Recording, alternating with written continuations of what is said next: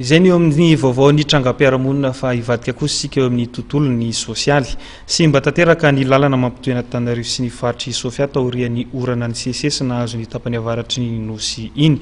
Mitombo araka izany ny ora andehanan'ny fiara sy ny fandaniana raha nambaran'ny mpamily. Ratsy ny lalana manomboka eo manerinerina amin'ny lalam-pirenena fahaenina mampitohy Antananarivo sy ny tapany avaratry ny nosy. Isan'ny antony nampitombo ny faratsian'ny lalana ny tondra-drano be nahazo ny tapany avaratry ny nosy tao anatin'ny andro maromaro izay.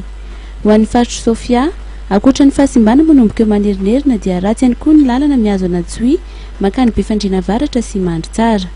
Mitombo araka izany ny fandaniana ho an'ny solika raha nambaran'ny mpamily iray ny zotra nasionaly mampitohy ny renivohitra makany amin'ny faritry Sofia. Lalana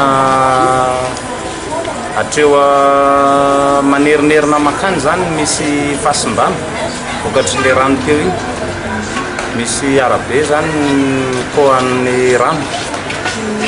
Dia atreo atsoy indray makany Befandriana sy mandry tsara iny simba tanteraka mihitsy. Simba amin'le hatramin'izay tsisy fanamboara. Zay ny tena raha taxi grosy izao miala eto Antananarivo androany atoandro dia miditra ny rapitso amin'ny sivy.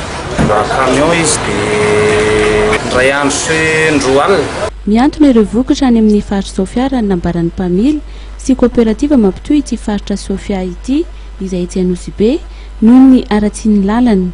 Isan'izany ny vary izay tena mampalaza ny faritry Sofia, fa ao ihany koa ny tongolo izay mampalaza ny distrikan'ny Mampikony ary ny kafe sy ny katsaka izay mampalaza ny distrikan'ny Befandriana ary mandry tsara, izay samy mikantso any an-toerana noho ny faharatsian'ny lalana ary zara raha misy fiara camion tonga any an-toerana.